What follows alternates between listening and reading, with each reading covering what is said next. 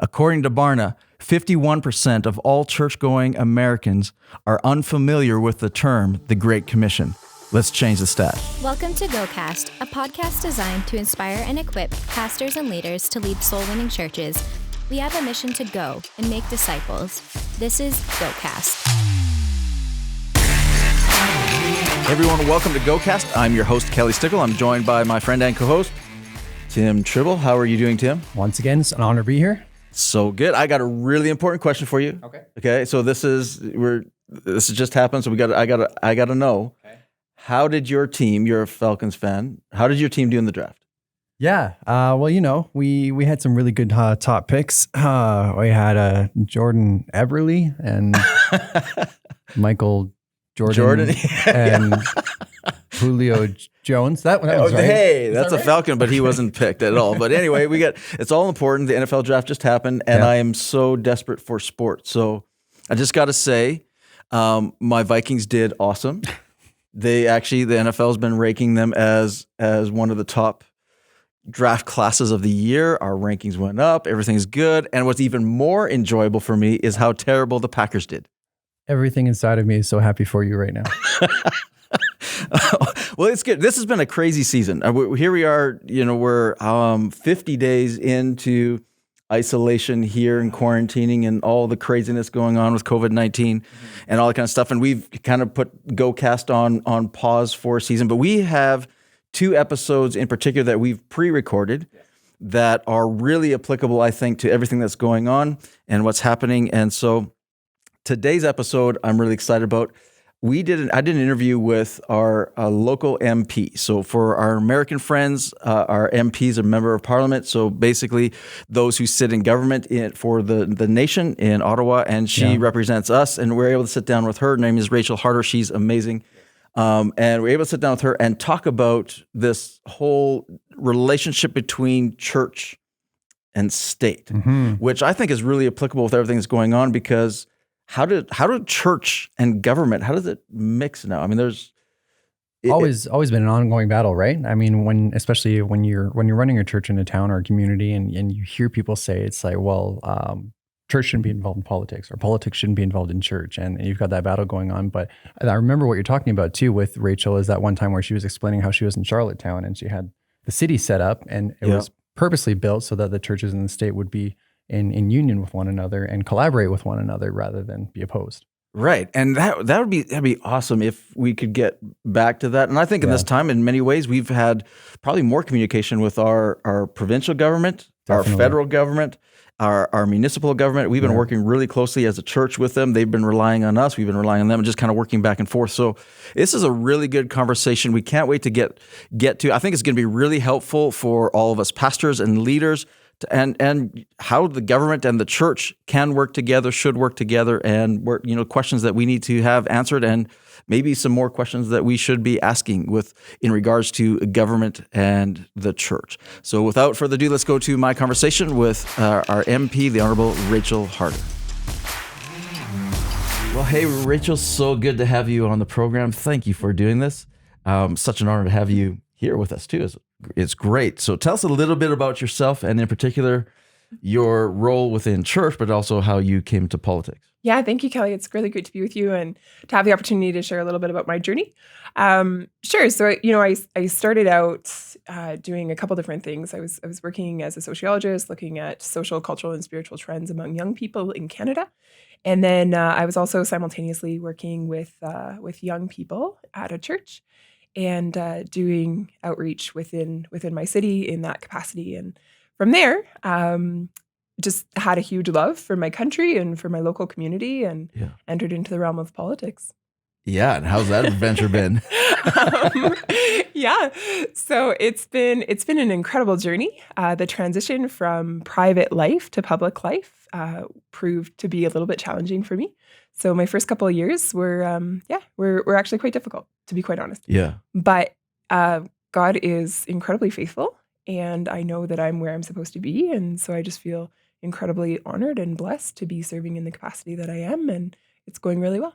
That's great. Well, it's amazing to watch you in action. I've told you this before, but I always admire just your ability to speak and in Parliament, but also to the media and different things, and be able to address the issues that are so vital to women in Canada, but to citizens in Canada as well. And it's been amazing to watch you do this and represent us in Southern Alberta. So thank you, first of all, for serving in this capacity. So what was it that called you in particular and said, okay, this is what I should do with my life? Sure. So working as a sociologist, doing the research that I did with young people, I had the opportunity to travel across Canada from coast to coast and interact with a lot of different people. And during that time, I had a number of people who would come up to me and just say like, "Hey, Rachel, like, have you ever considered being on the side of policymaking? Have you ever considered running, for political office and being a part of legislative work?" And at first I thought, no, I've always had an interest in systems and government and politics, and it is a part of my major from university, but I never thought that I would put my name on a ballot. But the more I heard it, the more I started to sit up and maybe pay attention, and then just started to pray about it and really felt like God was in it. And then from there was quite an influential political leader who reached out to me and ended up just really encouraging me to go for it. And then, I would just say like God surrounded me with some incredible people who were really encouraging and inspiring and offered to mentor me and help me through the process. Because I didn't know anything about politics in terms of entering if you political had, you probably office. would have stayed. Yeah, I don't know, maybe. Yeah. But I'm not from an affluential family. Right. I wasn't overly political. Right. I had my opinions and I paid attention, but for all intents and purposes, it was quite a new realm to me. And so I just had to trust that God was in it and that He would make provision, and off I went, and certainly He did, and here I am. Yeah, and it's an amazing journey to see your progression, what you're doing, but even as you're raising up an influence within the nation too, it's really cool. A couple of years ago, you came and spoke to our staff, and that was awesome, by the way. It was really good, and our staff still talk about it. But one of the things that you mentioned in there that kind of stood out to me is you mentioned a recent trip that you had taken to Charlottetown PEI, and that you went to the old part of Charlottetown, the original, the historical downtown of Charlottetown where it got started, and you noticed something unique that kind of made an impression on you. You want to explain a little bit about that? Yeah, for sure. So, I'm standing in the city square, and one of the things that really stood out to me was that on one corner we had a Catholic church, and on another corner we had an Anglican church, Protestant church. And then on another corner, of this square, we had the Parliament House, the government house. And then I read a plaque about the history, and as they were developing Charlottetown, they purposely situated the city square so that you would have the Protestant church and the Catholic church and the government buildings all within proximity of one another. And the goal was that there would be dialogue, that church would not run state and that state would not run church, but that there could be open dialogue in terms of the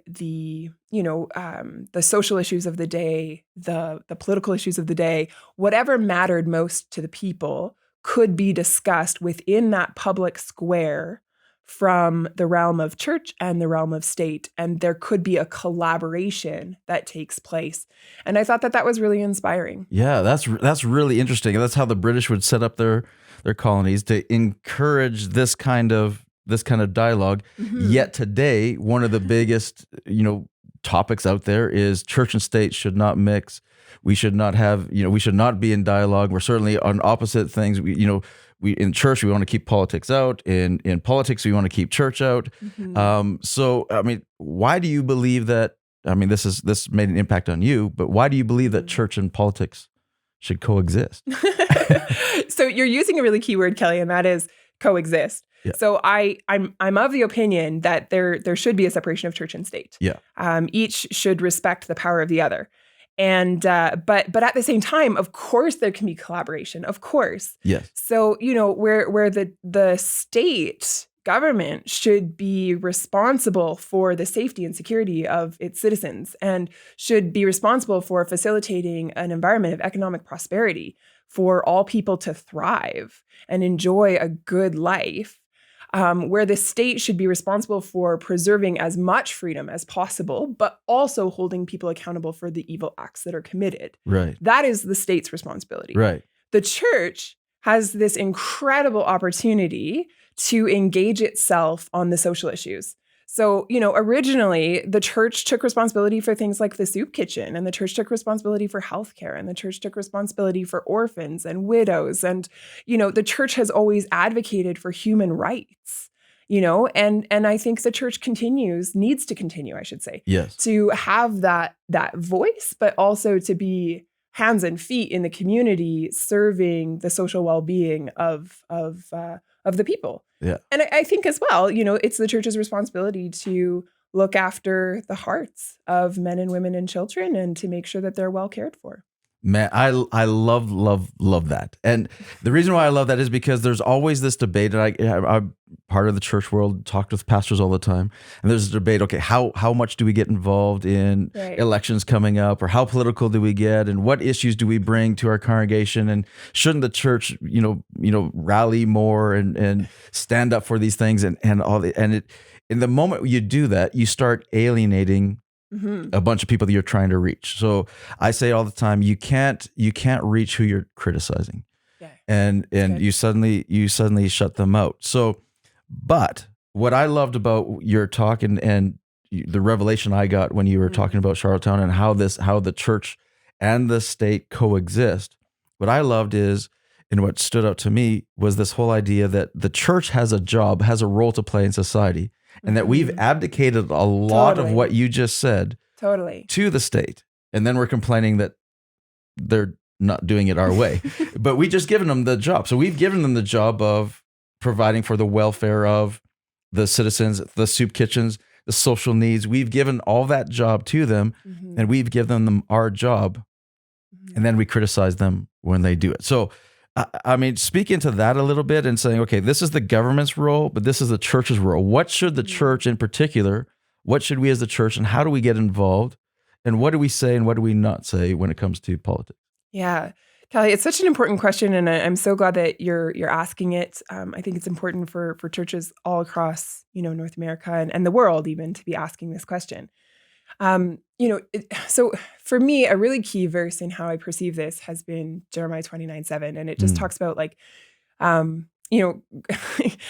God is calling the Israelites out of exile. And he's telling them basically to set up home. And he's inviting them to integrate into the community in which he's placed them. And he says, pray for the welfare, serve the welfare, seek the welfare of the city in which I've called you.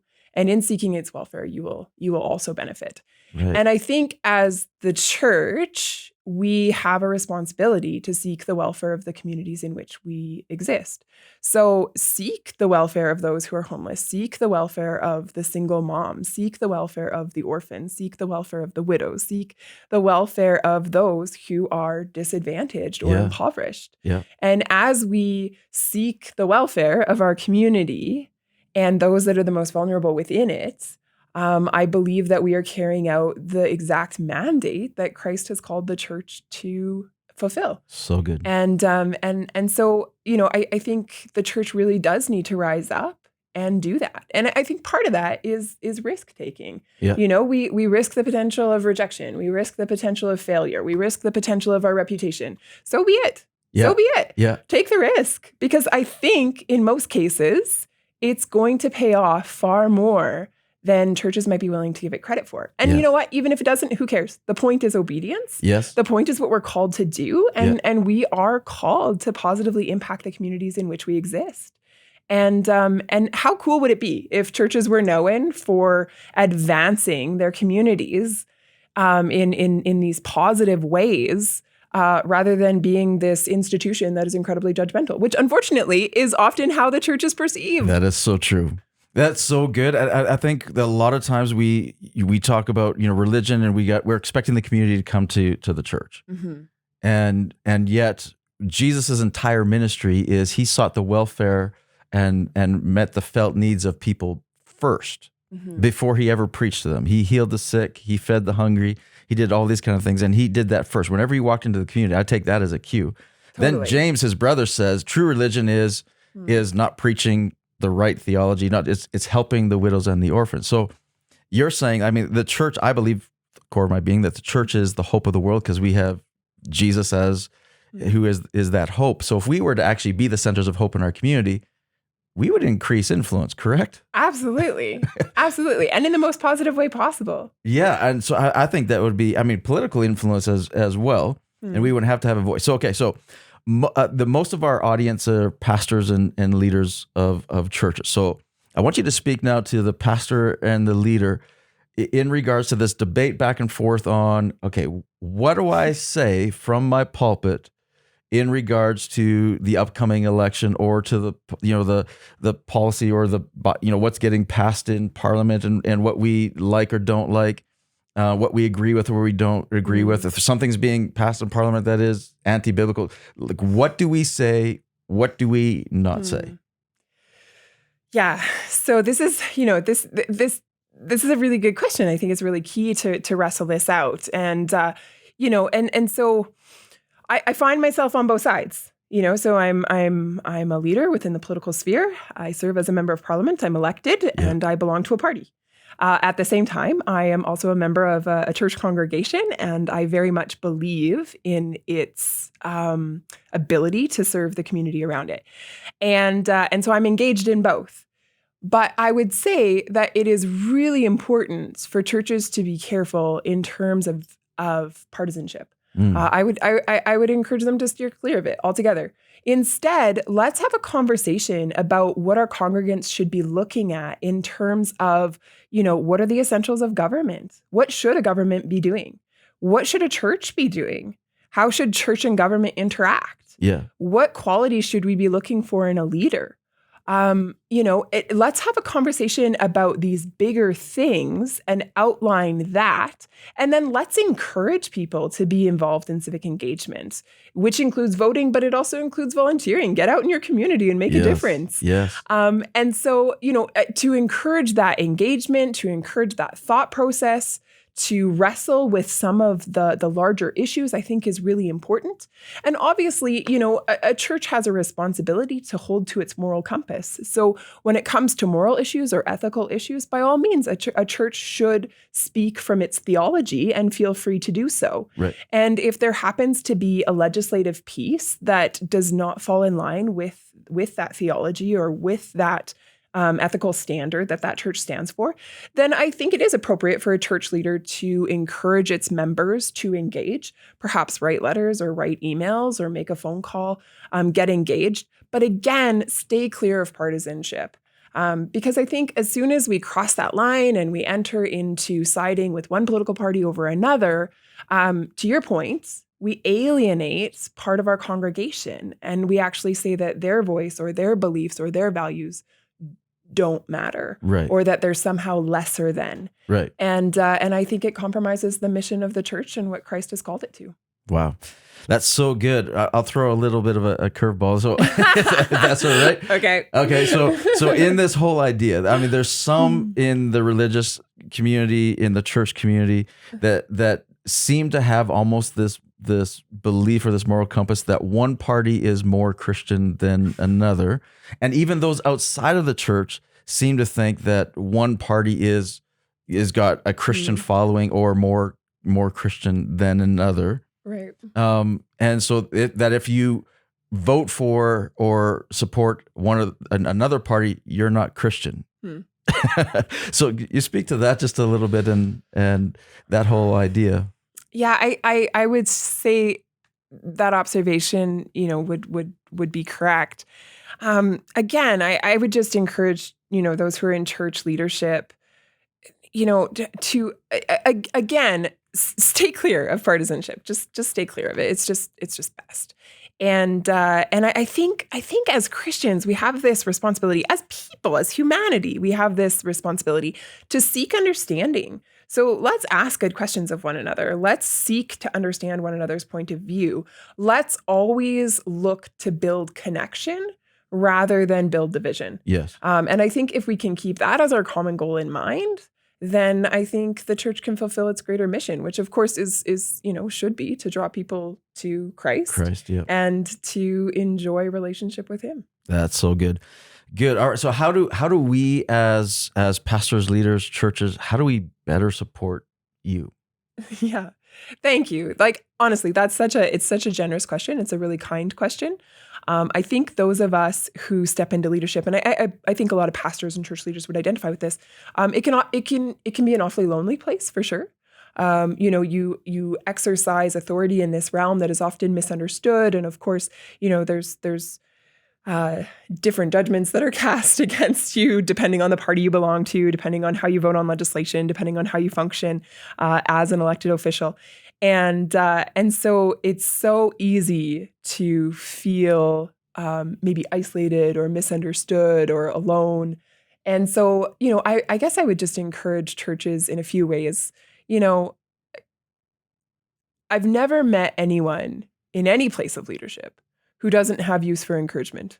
Right. Yeah. So good. Yeah. So I think let's start there. Yeah. So, how do you reach out and encourage leaders, whether that's at a municipal level or a provincial level, state level, or a national level? I always appreciate receiving a nice card in the mail or a nice letter or a nice email, a nice phone call, having someone ask to meet with me because they just want to affirm, something that I'm doing. Like, how cool is that? I'll make time for that all day long.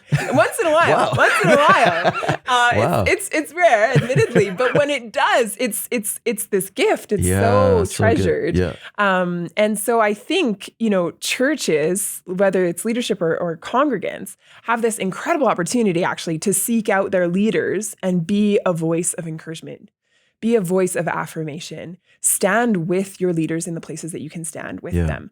And if you can develop that positive relationship, you will gain influence in the areas that maybe you feel the leader isn't doing as good of a job.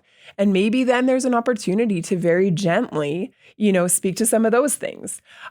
Maybe there's an opportunity for the church to suggest that they could be a part of the solution and for that to be accepted by that, leader, that political leader. And so I think encouragement is really key. Obviously, prayer is just a really, I think it's a basic. I think it's something that the church is called to. Yeah. And so pray for our leaders because they need a whole lot of wisdom. And whether you agree with their political party or not, or the decisions that they're making or not, pray for them. Yeah. Pray for them. And in fact, if you disagree with them, pray for them all the more. But, I think that's really important. And, and I guess the third thing I would say is, when we see, again, when we see problems in our community arise, I think we have a responsibility to ask the question, well, what can I do about that? That's so good. Yeah. And then let's start that dialogue. Let's have that conversation about how we might be involved in bringing about a positive impact in that area. That's so good. Yeah. What if a church did that? I mean, what if the church saw the needs in the community instead of saying, hey, the government should fix this or the city should fix this? Yeah. What if the church took on the responsibility and said, well, we should fix this? What if we took this problem on? What if we solved this? I mean, it'd be remarkable. It'd be amazing. It'd be amazing. And then the governments would celebrate the church, and the church could celebrate the government.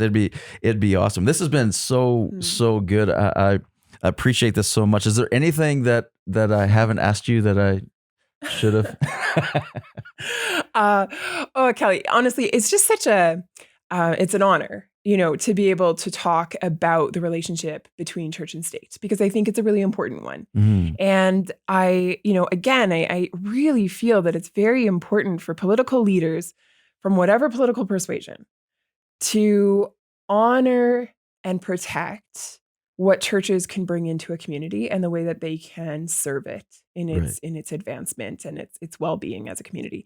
And simultaneously, I do believe that it's also really important for churches to honor their leaders and to build positive relationship and to seek the welfare of the city or community that they're placed in as well. Yeah.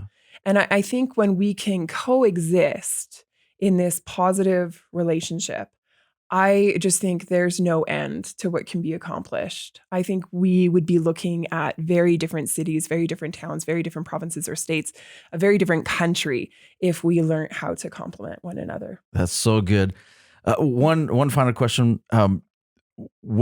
talk about the spiritual atmosphere that you see as you cross the country and as you're involved in Ottawa and here in Southern Alberta. Talk about the spiritual atmosphere and what you're seeing or what you're excited about maybe that you see in Canada, or the spiritual atmosphere as a whole. Because I hear so much negative talk about how things are so spiritually dark, yet maybe I'm looking at it from a different lens, but I'm excited about some. There's some really exciting things. So, I mean, talk about the spiritual atmosphere that you're seeing across the country. Yeah, for sure. I think it is easy to get discouraged at times. There's, maybe you're not seeing the headway that you'd love to see, but at the same time, I guess when I look at my country, when I look at Canada, I see a place of incredible opportunity, and so I see a country where people exist in freedom, where people get to enjoy human rights, where people get to enjoy basic necessities such as food and water and shelter. People enjoy, the opportunity to be able to work a good job and to be able to provide for their families. And I think there's so much more potential there in terms of, innovation and creativity and economic prosperity as a country, which is very important. I think there's also a significant amount of opportunity in terms of how we advance ourselves in social areas as well. In the way that we care for the most vulnerable and in the way that we seek a vibrant future for everyone across this country. Yeah. I think there's a huge opportunity for greater unity to be created in this country between French and the English, between East and West, between Indigenous and non-Indigenous, between those who have a faith and those who don't, between those who are new to Canada and those who have been here for many, many years. Their lineage traces back to, who knows when. And, I think there's opportunity to build those relationships, to seek greater unity across this country, and to really enjoy the vibrancy, I guess, and the health that would come from that unity. That's so good. That's an opportunity right there that the church ought to step into and say, we have a role to play in unity. I mean, Jesus prayed his last prayer for his disciples that's recorded in John 17. He didn't pray, God, keep them theologically correct, keep them preaching the right thing. He prayed, God, keep them one, keep them in unity so that the world will know. And that's his mandate for us. That's the role. The Bible talks about unity. So, man, the church ought to be leading the way in unity. And that is a problem that we could easily step into as a church because we have the connection that is Jesus. Instead of creating division and criticism and judgmentalism, we should be working on bringing unity as well. So love that. That's so good. This has been awesome. Thank you so much again for your time and for doing this with us. Where can our listeners connect with you online? Sure. So the best place to connect with me would be my website or my Facebook page. So Rachael, Rachael, Harder, Harder.ca. Or Rachael Harder MP on Facebook. And I always enjoy hearing from people and interacting with them further. That's awesome. Thank you again, Rachael. This has been awesome. Thanks for joining us today. My pleasure. Thank you so much for having me. Good. What a great conversation with Rachael Harder. What was your big takeaway? I loved when she went into the scripture of Jeremiah 29:7, and where God was pushing the Israelites to really seek out the welfare of the land that they were just taking over. And it puts the responsibility of us to seek out the welfare of our community in which we exist. Yeah, that's so good. I love the, her story again of walking through Charlottetown and kind of seeing how the church and the state should be working together. Right. And I really think it's important in this time that we as the church not abdicate all of our responsibilities to the government and look to the government for all of the answers, for all the hope, even financially. They're not our source. God is our source. But the more that we emphasize the government and lean into the government, the more control they can have, the more.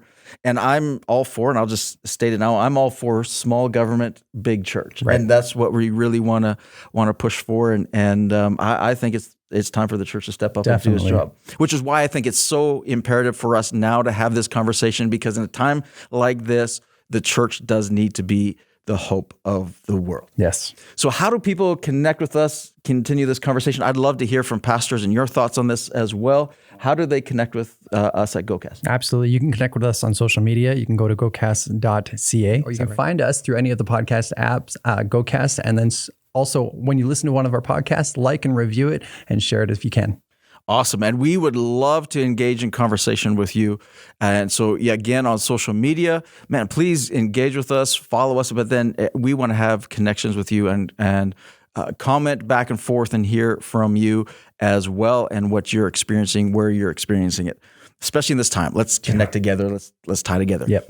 Well, next month, we're going to be releasing another episode, which is I'm excited about. I did a conversation with Pastor Tim Lucas. And Pastor Tim Lucas is the senior pastor of Liquid Church in New Jersey, and a great church, really active in the community, doing amazing things. In fact, just recently, after I've done the interview, I just saw another Fox News report on their church and what they're doing in the state and how they're making such a huge impact there. You're not going to want to miss this episode next month. And so here is an excerpt from my interview with Pastor Tim Lucas. You know, when I grew up, for instance, evangelism was, well, you go out and you hand out tracts or, you know, kind of scripted conversation. But with millennials and Gen Z, the misnomer is, well, they're not open to that. No. They're not open when there's no bridge of relationship. But if you actually show them the difference the gospel makes in terms of serving the poor, champion special needs children, bringing, you know, clean drinking water to the poorest of the poor in Rwanda, recovering from genocide. They're like, why do you do that? We're like, it's not just a good thing. It's a God thing. In fact, it's a Jesus thing. Yeah. He said, a cup of cold water. Do you want to go on a missions trip? We find millennials are craving the desire to harness their life to a bigger cause. And the gospel, of course, is that. But the difference is today's generation wants to belong before they believe. Well, I can't wait for next month in my conversation with Pastor Tim Lucas. Thanks again for joining us. We'll see you next time. Thank you for joining us for this episode of GoCast. We hope you feel inspired and better equipped to take your community for Christ. Make sure to subscribe to receive each new episode as it's released. Let's go and break the stat together.